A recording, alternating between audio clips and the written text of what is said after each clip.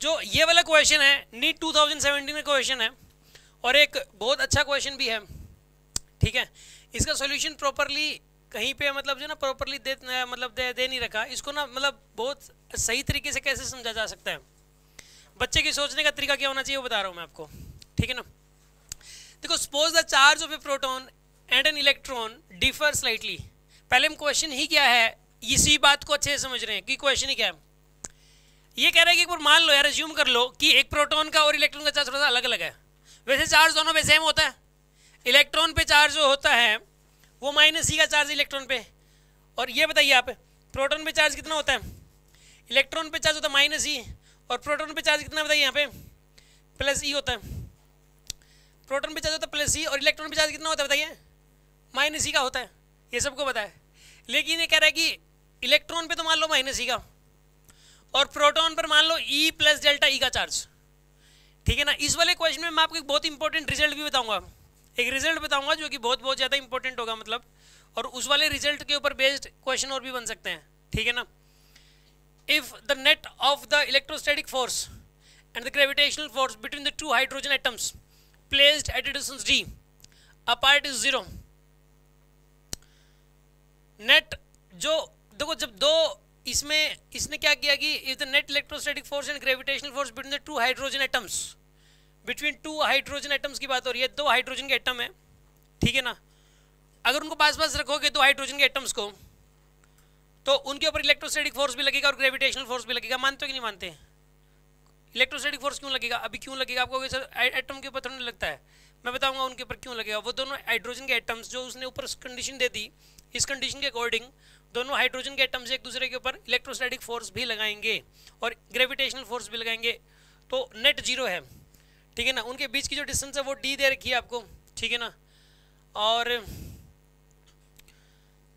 आपको ये बताना है कि ΔE किस ऑर्डर का होगा, मतलब एक पे चार्ज है -e, दूसरे पे चार्ज है +ΔE। इसमें ऐसे केस में ΔE किस ऑर्डर का होगा, सुन लो आप ध्यान से। इस क्वेश्चन को कैसे सोल्व करें, पहले इस क्वेश्चन को दोबारा से मैं एक बार समझा रहा हूँ कैसे करेंगे हम इसमें। एक काम करो आप इसमें कि यार देखो,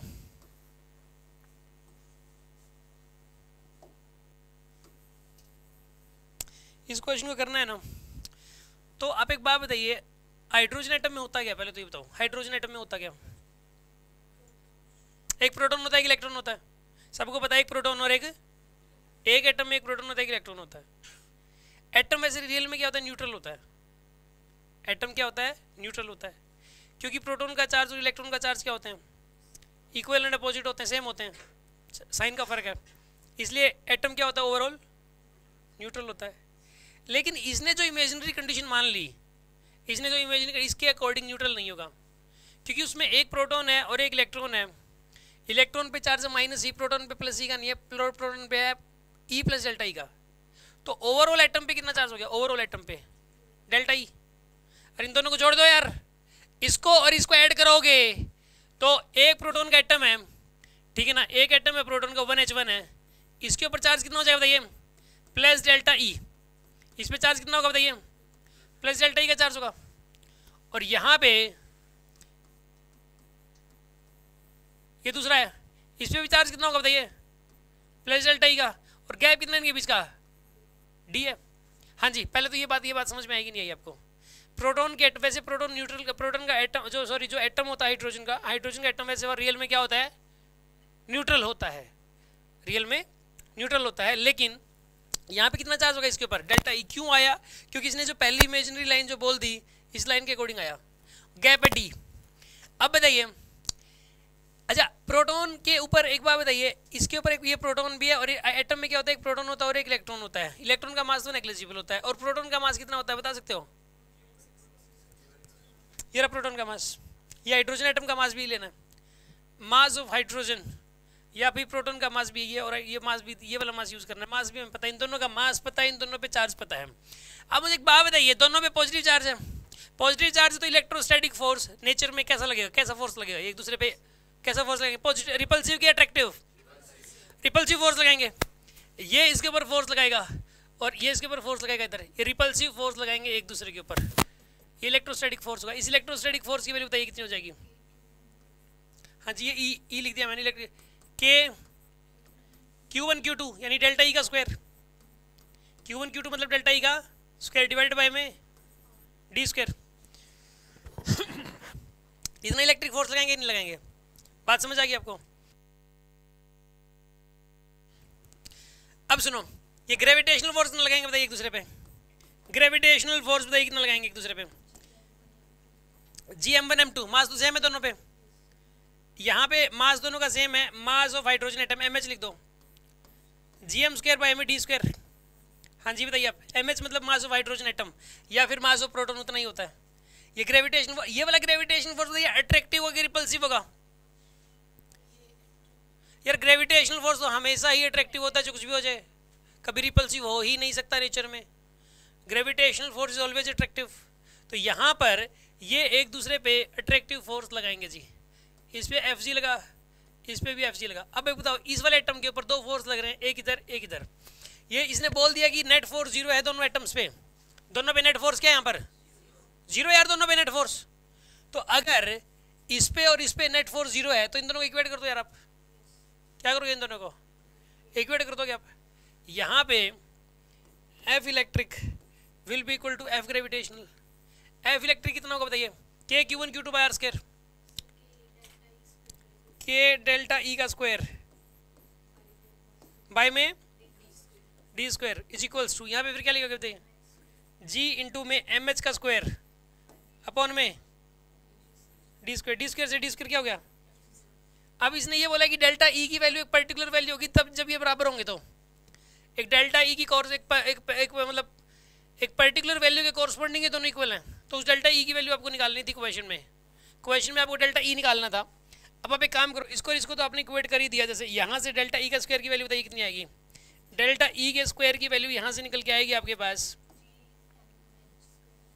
जी एम एच का स्क्वायर डिवाइड बाय में, हाँ जी के, और डेल्टा ई की वैल्यू कितनी आएगी बताइए? Under root G M H का स्क्वायर डिवाइड बाय में के। ये आंसर रिजल्ट है। अब इसमें वैल्यूज पुट करनी है बस। जी की वैल्यू सारी दुनिया को पता है, कितनी होती है जी की value? 6.67 into 10 raise to power -11। और मास ऑफ हाइड्रोजन एटम ये दे ही रखा है, के की value 9 into 10 raise to power 9 सबको पता है पूरा काउंटर। इसको सोल्व कर लेना, आंसर मैं ऑर्डर पूछा है तो लगभग इस ऑर्डर का आंसर आएगा 10 रेज़ टू -37, ये आंसर आ जाएगा। बात समझ में आएगी नहीं आएगी आपको? इसके अंदर देखो जी और के तो बिल्कुल कांस्टेंट है, ये तो चेंज हो भी नहीं सकते। अब यहाँ पे ये आ जाएगा, यहाँ पे under root G by K into M H का स्क्वायर। इसके एम एच को बाहर ले लो आप, तो ये delta E directly proportional to M H हो गया। डेल्टा ई क्या होगा? Directly proportional to M H. ये डायरेक्टली प्रोपोर्शनल टू क्या हो गया यहाँ पर? ये एम एच हो गया।